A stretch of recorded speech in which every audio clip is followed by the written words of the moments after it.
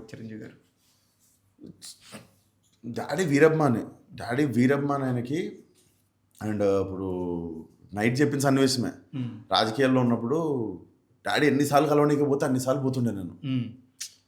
ఎందుకంటే అప్పుడు పార్టీ మీటింగ్లని అవి ఇవి అవుతుంటే చాలా ఫోటోలు పాతవి మా మమ్మీ దగ్గర ఉంటాయి. ఎన్ని మీటింగ్లు అయితే అన్ని మీటింగ్లనే పోతుండే. సో ఒకటి ఇంపాసిబుల్ థింగ్ ఉంటుంది కదా. నాకు అప్పట్లో spider man, Chiranjeevi, NTR like cinema యాక్టర్లు అందరూ నాకు డిఫరెన్స్ తెలిసేది కాదు. ఎవరైతే టీవీలో కనిపిస్తుర్రో, ఎవరైతే స్క్రీన్ మీద కనిపిస్తుర్రో వీళ్ళందరినీ మనం చూడలేము, ముట్టుకోలేము, తాకలేము, మాట్లాడలేము. ఇదే ఉంటే కరెక్ట్. సో దాని నుండి it's a very long emotional ride. నిన్న మా ఫాదర్ని స్టేజ్ మీదకి పిలిచి మా ఫాదర్తో ఫోటో ఇప్పిస్తుంటే కూడా, సో ఒక టైంలో మా ఫాదర్ నన్ను తీసుకుని వెళ్తుండే చూపించడానికి. ఎవరిని? చిరంజీవి గారిని. నిన్న నైట్ నేను మా ఫాదర్ని మీదికి పిలిచి మా ఫాదర్తో పవన్ కళ్యాణ్ గారిది, చిరంజీవి గారి పెయింటింగ్ మా ఫాదర్ చేత్తో చిరంజీవి గారికి ఇప్పిస్తుంటే that was a closure. That was a great closure of like beautiful journey అనిపించింది. Really emotional point sir. అవును. ఎందుకంటే దాన్ని అర్థం చేసుకునే మనసుని బట్టి ఉండాలి. బికాస్ చిరంజీవి గారికి నాకు తెలిసి చాలా మంది ఈ పర్టికులర్ నైట్ మాట్లాడిన మాట ఎంత గొప్ప మాట సార్ అది. అంటే ఎవరి ఫ్యాన్ అయినా నా మీద ఆప్యాయత ఉండొద్దా? కానీ ఆ మాట కూడా సార్, మీరు బాలకృష్ణ ఫ్యాన్ నేను అని చెప్పి మాట్లాడినా, అదే ఎన్టీఆర్ గారి ఫ్యాన్, బాలకృష్ణ గారి ఫ్యాన్ అయినా కూడా నా మీద ప్రేమ ఉండొద్దా అంటే నిజంగానే కదా సార్. ఇప్పుడు మీరు రిస్ట్రిక్ట్ చేస్తే నేను 4 సినిమాలు చేసి వెళ్ళిపోయేటోండి కాదు. రేపు పలానా వాళ్ళు వస్తారు సపోర్ట్ చేయడానికి. బట్ అందరికీ కామన్ ఎమోషన్ ఏంది ఇక్కడ?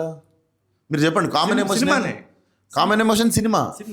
లాస్ట్కి అందరం కలిసి ఒకరి కోసం ఒకరికి ప్రాబ్లం వచ్చిందంటే మిగిలిన వాళ్ళం ఉన్నాం అని చెప్పే ఎమోషన్ ఇది. అందరినీ కామన్ మీటింగ్ పాయింట్. ఆయన చెప్పిన మాట, ఆ మాట నేను కంపౌండ్ గురించి మాట్లాడడం, ఆ మాట సార్ నిన్న రిపీట్ చేయడం, ఇట్ వాస్ నేను సడన్గా షాక్లో ఉన్నా. కొంచెం ఫ్యూజులు ఎగిరిపోయినాయి నాకు.